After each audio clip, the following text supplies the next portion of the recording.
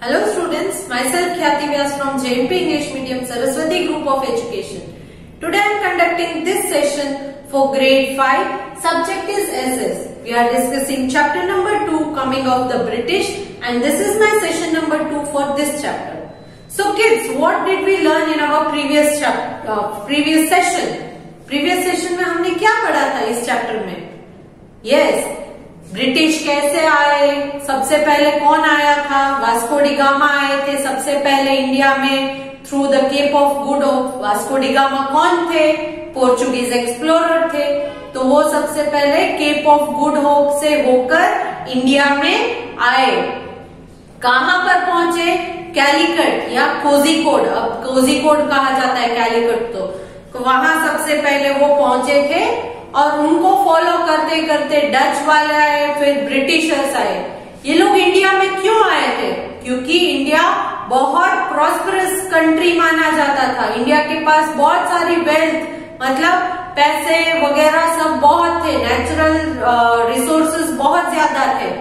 Then India के spices जो उनके बहुत काम आता था, वो लोग जो मीट खाते थे उनपे विंटर सीजन में प्रिजर्वेटिव की तरह स्पाइसेस लगाए जाते थे. फिर इन्हीं स्पाइसेस को फूड, नॉर्मल फूड में ऐड करने से उनका फूड टेस्टी बन जाता था.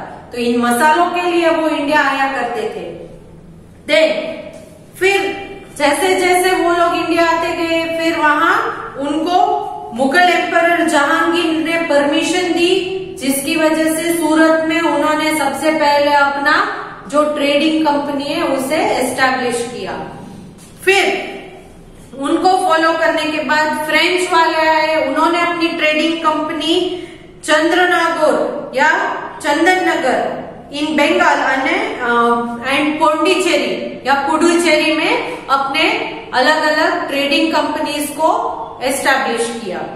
फिर ब्रिटिशर्स आए और ब्रिटिशर्स और फ्रेंच वालों में ये टकरार होने लगी कि कौन सा ज्यादा स्ट्रांग है. तो इसी वजह से उन दोनों के बीच में लड़ाई हुई और फाइनली फ्रेंच वाले हार गए. तो फ्रेंच वालों के पास अब सिर्फ पौंडीचेरी ही बचा था, बाकी का जो है बंगाल का हिस्सा वो ब्रिटिशर्स के अंडर आ गया. फिर ब्रिटिशर्स ने कैलकटा को जो है उन्होंने कोलकाता या कैलकटा को अपने कंट्रोल में लेने के लिए उसे फोर्टिफाई करना स्टार्ट किया. उन्होंने अपने जो आर्मी है उसका एक बेस कैंप वहां पर लगा दिया. बट तब वहां के नवाब, मतलब के बंगाल के नवाब जो थे, उनका नाम था सिराजुद्दौला, नवाब ऑफ बंगाल. उन्होंने ये ऑर्डर दिए कि इस फोर्टिफिकेशन को रुका दो और यहाँ से अपनी आर्मी हटा दो. तो इस वजह से ब्रिटिशर्स और सिराजुद्दौला के बीच लड़ाई हुई, जिसमें सिराजुद्दौला हार गए और ब्रिटिशर्स जीत गए. फाइनली उन्होंने बंगाल पर कंट्रोल पा लिया थोड़ा बहुत. दूसरी लड़ाई हुई बैटल ऑफ बक्सार में. ये लड़ाई बैटल ऑफ बक्सार 1764 में लड़ी गई थी, जिसमें Nawab of Bengal, Nawab of Awadh and Mughal emperor, तीन लोग एक साथ खड़े थे और उनके अगेंस्ट में थे ब्रिटिशर्स. यहां पर भी ये हुआ कि ब्रिटिशर्स जीत गए और फाइनली पूरा का पूरा बंगाल जो है वो ब्रिटिश के कंट्रोल में आ गया. फिर ब्रिटिश वालों ने अलग अलग पॉलिसी स्टार्ट की इंडिया को अपने कंट्रोल में लेने के लिए. उनमें सबसे पहली पॉलिसी थी सब्सिडियरी अलायंस.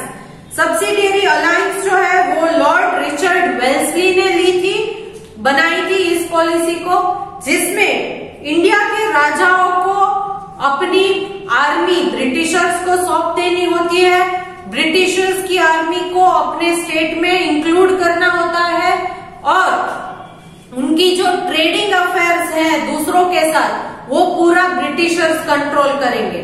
और इसके अगेंस्ट ब्रिटिश उन्हें अपने दुश्मनों से लड़ने के लिए प्रोटेक्शन प्रोवाइड करेंगे. ऐसी एक पॉलिसी बनाई गई थी. दूसरी पॉलिसी थी doctrine of lapse. Doctrine of lapse lord Dalhousie, जो तब के गवर्नर जनरल थे वहां के ब्रिटिश के, उन्होंने बनाई थी. इसमें क्या होता था कि इंडिया के किसी भी स्टेट के रूलर अगर मर जाते हैं तो उनका बेटा नेक्स्ट रूलर नहीं बनेगा, मगर वो स्टेट डायरेक्टली ब्रिटिश कंट्रोल में चला जाएगा। तो ऐसी ऐसी पॉलिसीज बनाकर वो इंडिया को पूरी तरह कंट्रोल करना चाहते थे। नाउ आज के सेशन में we will start with the revolt of 1857। The revolt of 1857। Indian rulers were unhappy with the British rule and so were the Indian soldiers, also known as the sepoys in the British Army. तो इन सारे policies की वजह से India के rulers जो थे वो Britishers से नाखुश थे। उनको इन सारी पॉलिसीज में कोई भी अपने लिए हित नहीं दिखता था कि हमारा इससे कुछ भला होगा, ये ऐसा नहीं दिखता था और वो खुश नहीं थे। इंडिया के रूलर्स खुश नहीं थे और इंडियन सोल्जर्स भी खुश नहीं थे, जिनको ब्रिटिशर्स सिपॉय कहते थे। क्या कहते थे? सिपॉय। हम सिपाही कहते हैं ना हिंदी में, तो ये सिपॉय कहते थे। तो इंडिया के रूलर्स भी खुश नहीं थे, इंडियन की आर्मी सोल्जर्स भी, सिपॉय भी खुश नहीं थे। The peasants were also unhappy as they had to pay a lot of tax and were living in poverty. Peasants मतलब जो बिजनेस करते थे या ऐसे लोग जो धंधा करते थे, उनको भी खुशी नहीं मिलती थी क्योंकि उन्हें भी बहुत सारे टैक्सेस पे करने पड़ते थे। कोई अगर फार्मर है तो उसे अपना लैंड का टैक्स, फिर अपने क्रॉप्स बेचते उसका टैक्स, ये सारे टैक्सेस अलग अलग टैक्स लगाने लगे। करेक्ट? तो ये सारे टैक्सेस पे करने पड़ते थे और ये टैक्सेस बहुत हैवी होते थे, बहुत ज्यादा टैक्स कलेक्ट करने लगे थे ब्रिटिशर्स और इस वजह से ये लोग जो है वो पावर्टी मतलब गरीब होने लगे। अब इंडिया के पास ज्यादा पैसा नहीं था, सारा पैसा ब्रिटिशर्स लेने लगे थे। The immediate cause of the revolt was the introduction of Enfield rifle। और ये सारे स्ट्रेस के बावजूद इंडिया वाले चुपचाप बैठे थे, नाखुश थे फिर भी चुपचाप बैठे थे। बट फाइनली इस रिवोल्ट का, दैट इज रिवोल्ट ऑफ 1857 का मेन कॉज था कि ब्रिटिशर्स ने एनफील्ड राइफल इंट्रोड्यूस की। उन्होंने एनफील्ड राइफल को यूज करना स्टार्ट किया। तब तक इसे यूज नहीं किया जा सकता, ये नई राइफल आई और उन्होंने इसका यूज स्टार्ट किया। अब क्यों रिवोल्ट हुआ? रिवोल्ट का मतलब है उसके विरुद्ध जाना, कि हम ये नहीं करेंगे। अगर मैं आपको एक दिन में 12-15 पेज का होमवर्क दे दूंगी तो एक दिन आप करोगे, 2 दिन करोगे, तीसरे दिन आप रिवोल्ट करोगे कि अरे एक दिन में इतना होमवर्क रोज तो मत दिया करो, हम नहीं करेंगे। तो उसे कहते हैं रिवोल्ट, मतलब उसके अगेंस्ट बोलना। तो रिवोल्ट स्टार्ट हुआ इस एनफील्ड राइफल की वजह से। The cartridge of this rifle had a grease cover which has to be bitten off before use. तो यू क्यों स्टार्ट हुआ? ये एनफील्ड राइफल में ऐसा क्या था कि जिसकी वजह से इंडिया वालों ने रिवोल्ट स्टार्ट किया, विरोध स्टार्ट किया, विरोध करना स्टार्ट किया? क्यों?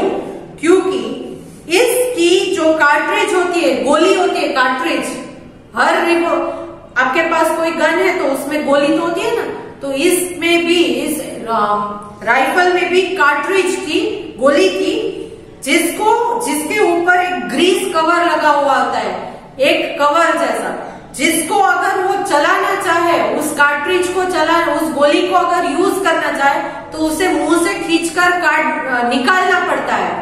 Okay, it had to be removed by biting it off, bite करके, bitten off before use.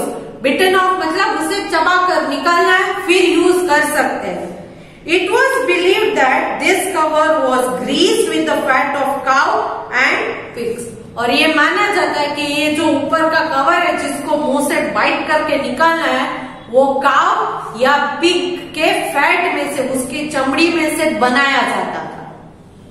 This offended the religious sentiments of the Hindus and the Muslims, as Hindus are not permitted to eat beef and Muslims are not permitted to eat pork। और इसकी वजह से India में रहने वाले हिंदू और Muslims के sentiments मतलब उनके इमोशंस को हर्ट होता था, क्योंकि हिंदू में जो बीफ मतलब के गाय का चमड़ा है वो पाप माना जाता है, उसे छू नहीं सकते आप। It has are not permitted to eat beef, उसे मुंह से ऐसे चबाना परमिशन नहीं है, क्योंकि हिंदू लोगों के लिए काऊ जो है वो एक भगवान है। हम आज भी गाय की पूजा करते हैं, गौ माता कहते हैं, तो इसलिए हिंदू उसके अगेंस्ट है कि हम उसे बाइट करके निकालेंगे नहीं, क्योंकि वो गाय का चमड़ा है, इससे हमें पाप लगेगा, तो ये हम यूज नहीं करेंगे, इस राइफल को हम यूज नहीं करेंगे।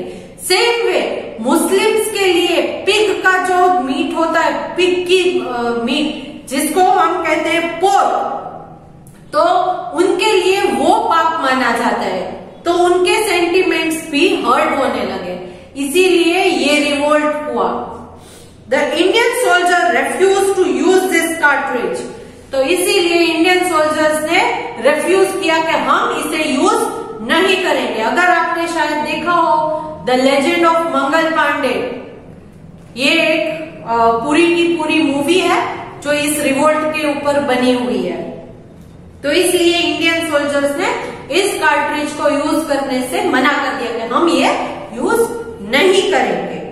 All these led to the uprising of the revolt in 1857, और ये ही फिर धीरे धीरे बढ़ते बढ़ते बढ़ते पूरा एक रिवोल्ट में 1857 में कन्वर्ट हो गया, एक लड़ाई लड़ी गई।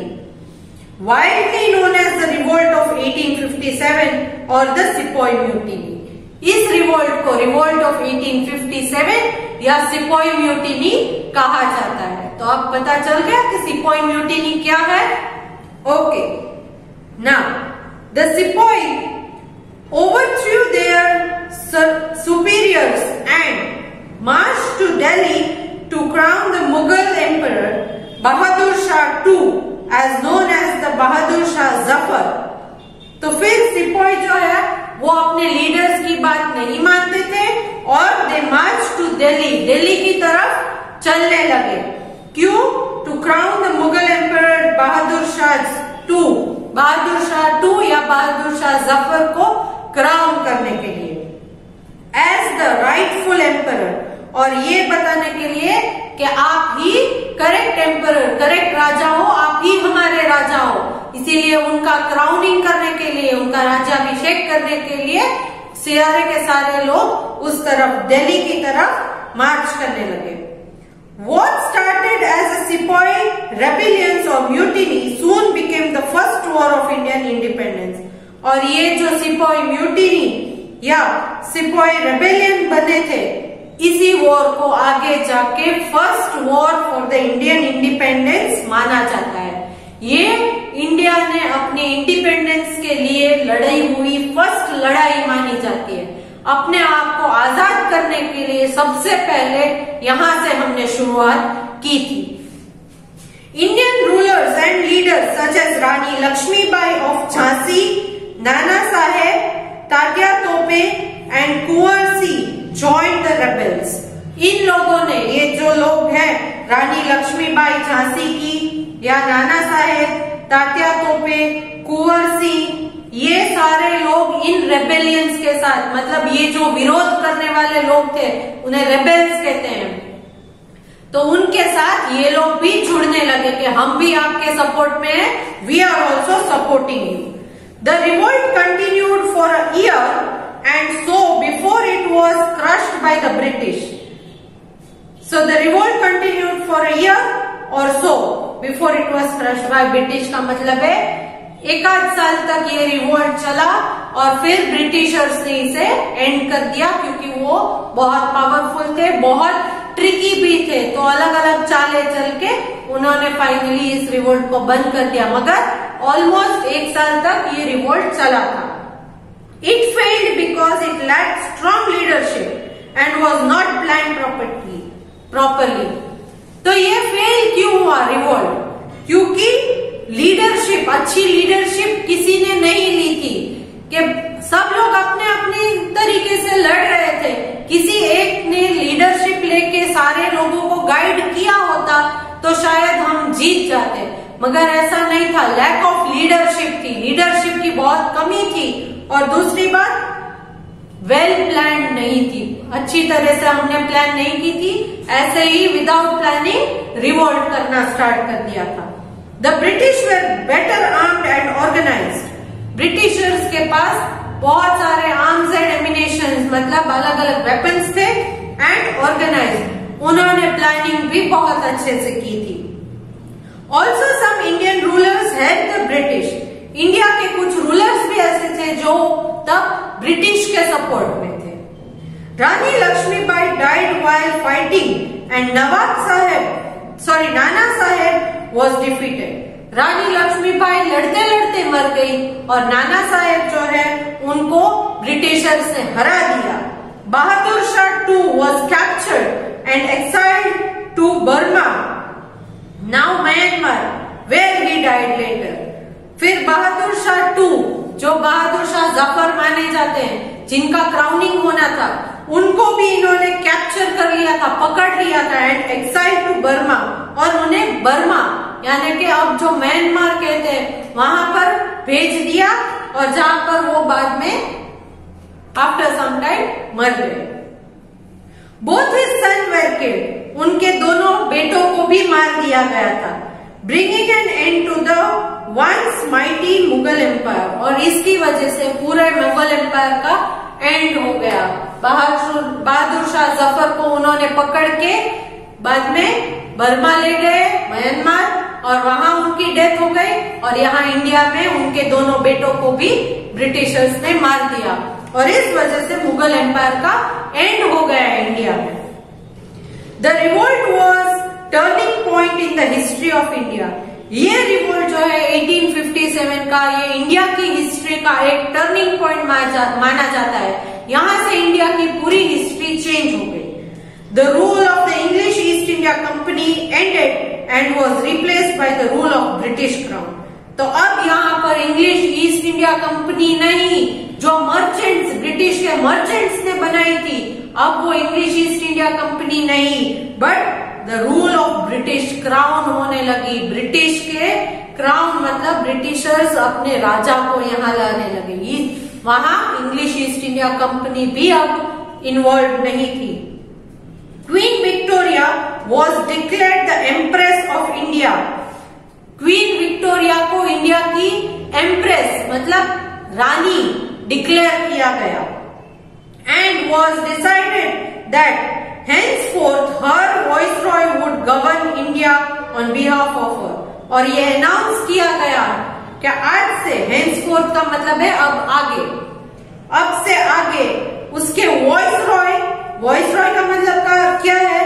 अ person governing a colony, province और so on as representative of king और क्वीन, मतलब मैं रानी हूं तो मैंने अलग अलग अपने वॉइसरॉयज, अपने रिप्रेजेंटेटिव्स को खड़ा किया कि तुम मेरी बिहाफ में इस जगह का पूरा रूल करोगे, तुम मेरी बिहाफ में इस जगह को पूरा रूल करोगे। मतलब रानी के रिप्रेजेंटेटिव्स को वॉइसरॉयज कहा जाता है। तो रानी ने अपने अलग अलग रिप्रेजेंटेटिव्स को इंडिया को रूल करने के लिए अलग अलग पार्ट्स दे दिए। तो यहां से स्टार्ट होता है ब्रिटिश का राज, British rule. Next, the Indian National Congress. अब हम आते हैं और एक इंडियन नेशनल कांग्रेस, जैसे इंग्लिश ईस्ट इंडिया कंपनी थी वैसे ही Indian National Congress, that is INC, इसे INC भी कहा जाता है। The following factors led to the formation of the Indian National Congress in 1885। तो अब क्योंकि ब्रिटिशर्स ने इतना बड़ा स्टेप ले लिया कि पूरे इंडिया को अपने कंट्रोल में ले लिया, अलग अलग जगहों पर क्वीन विक्टोरिया ने अपने वॉइसरॉयज को एक वहां पर सेट कर दिया, तो अब इंडिया की तरफ से भी कुछ ना कुछ उसके अगेंस्ट होना चाहिए ना एक स्टेप, कि भाई आप इतना कर रहे हो तो ये कंट्री तो हमारी है, तो आप यहाँ पर क्यों इतना करते हो। इसीलिए इंडिया ने एक नया फॉर्मेशन किया, that is Indian National Congress, that is INC इन 1885। 1885 में उन्होंने INC को फॉर्म किया। Even though the revolt failed, it sowed the seed of Indian nationalism within the people. ये हमारा जो रिवोल्ट ऑफ 1857 था वो तो फेल हो गया, वो बंद हो गया, बट उसकी वजह से इंडियंस के मन में ये बैठ गया कि अरे हमें इन ब्रिटिशर्स को भगाना तो है ही, क्योंकि हमारे ही देश में आकर हम पर ही राज चलाए, हमें गुलाम बनाए, ये तो सही बात नहीं है. So it sowed the seed. ये उनके दिमाग में बात बैठ गई थी. Indian nationalism had many underlying forces that led to the Indian independence movement. तो अब इंडियन नेशनलिस्ट के दिमाग में अलग अलग आइडियाज आने लगे कि इंडिया को कैसे आजादी दिलाई जाए. Social and religious reformers such as Raja Ram Mohan Roy, Dayanand Saraswati, Swami Vivekananda, Ishwar Chandra Vidyasagar, sir Syed Ahmed Khan and many others tried to reform Indian society.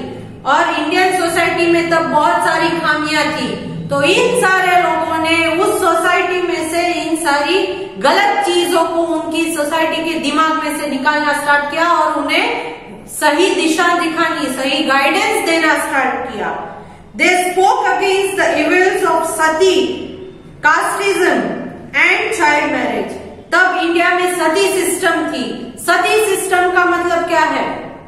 Sati system का मतलब ये है कि अगर हस्बैंड और वाइफ में से हस्बैंड की डेथ हो जाए तो वाइफ को उस हस्बैंड की जो चिता हम जलाते हैं, बॉडी को जलाते हैं, उसके ऊपर बिठा देते हैं, जिंदा का जिंदा बिठा देते हैं और वो भी मर जाती है. तो इसको बोलते हैं सती सिस्टम.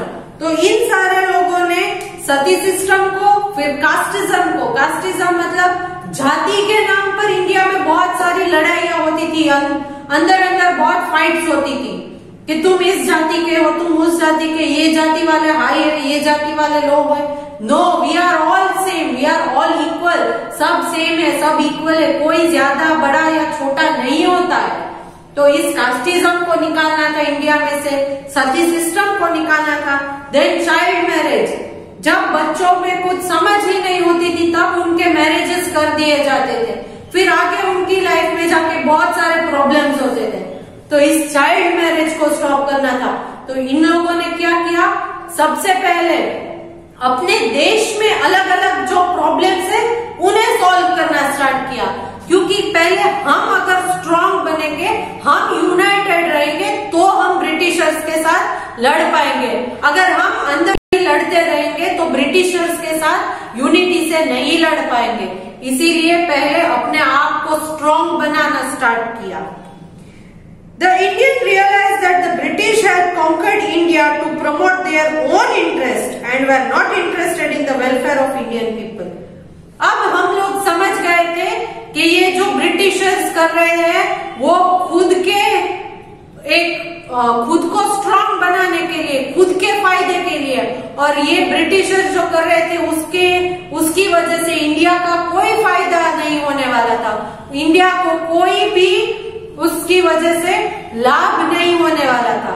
वो खुद का ही सोच रहे थे, इंडिया के बारे में कुछ नहीं सोच रहे थे. ब्रिटिशर्स खुद का भला चाह रहे थे. इंडिया चाहे कुछ भी कर ले, इंडियंस लोगों का भला नहीं, वेलफेयर नहीं होना चाहिए, भला सिर्फ ब्रिटिशर्स का हो रहा था. They saw India as one country and felt that the British rule should end. तो इन लोगों ने क्या किया?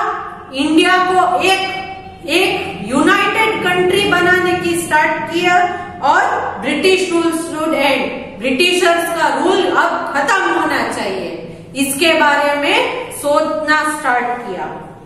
The Indian National Congress, that is INC, was India's first political party and people from various backgrounds joined it. ये Indian National Congress जो है वो इंडिया की फर्स्ट पॉलिटिकल पार्टी थी और अलग अलग बैकग्राउंड्स में से लोगों ने इसे ज्वाइन करना स्टार्ट किया. The INC was formed to draw the attention of British government to the problem faced by the Indians. इसका फॉर्मेशन क्यों हुआ? ताकि हम ब्रिटिश के गवर्नमेंट को दिखा सके कि आप ये जो सारा कर रहे हो इससे हमें क्या तकलीफ हो रही है, हमारे प्रॉब्लम्स क्या है. तो इसको पहले शांति से अपने प्रॉब्लम्स को उन्होंने डिक्लेयर करना स्टार्ट किया कि भाई आपके ये जो अलग अलग रूल्स लॉ बनाते हो इससे हमें ये तकलीफ पहुंच रही है, क्योंकि इंडियंस ने सबसे पहले लड़ाई का रास्ता नहीं चुना था, शांति का ही रास्ता चुना था कि पहले बैठकर बात की जाए, उनसे अपनी तकलीफ शेयर की जाए। तो इस वजह से आईएनसी का फॉर्मेशन हुआ था। It did so through prayers and petitions, और ये करने के लिए हमारे प्रॉब्लम्स को बताने के लिए थ्रू प्रेयर्स मतलब हमने उनसे बहुत सारी प्रार्थनाएं की, रिक्वेस्ट की कि भाई हमें ये तकलीफ हो रही है। एंड पिटिशन, पिटिशन का मतलब क्या है कि आप कोई भी रिक्वेस्ट जो है वो आप रिटन फॉर्म में देते हो तो उससे पिटिशन कहते हैं। मैं अगर आपसे रिक्वेस्ट करूं कि please right your book with good hand writing, इसका मतलब मैंने रिटर्न फॉर्म में आपको दिया है तो ये पिटिशन माना जाता है। क्लियर? अगर आप बहुत सारा होमवर्क आता है तो आप सारे बच्चे एक लेटर लिखते हो कि this subject teacher is giving a lot of homework, और फिर सारे क्लास वाले उस एक ही लेटर में अपनी सिग्नेचर डालकर अगर देते हो, इसका मतलब है on behalf of the whole class ये लेटर मेरे पास पहुंचता है, तो इसे हम पिटिशन कहते हैं।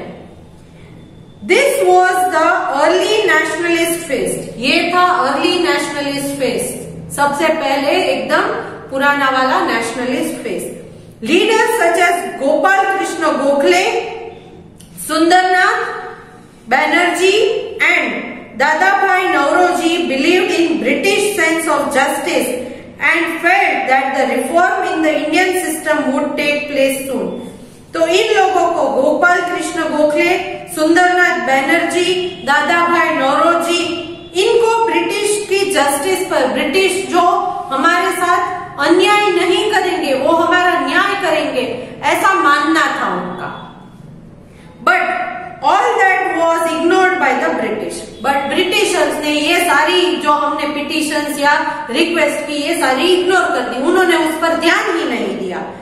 The younger members of the Congress and the older members disagreed with one another over the methods of bringing about reforms. तो अब आईएनसी के जो मेंबर्स थे, कांग्रेस के मेंबर्स थे, उनके younger members and older members में जो थिंकिंग जो है वो अलग होने लगी। जो ओल्डर मेंबर्स थे वो ये मानते थे कि ब्रिटिश न्याय करेंगे, बट यंगर जनरेशन जो है वो समझ गई थी कि ये ब्रिटिशर्स बहुत बुरे हैं, ये हमारी बात आसानी से नहीं मानेंगे।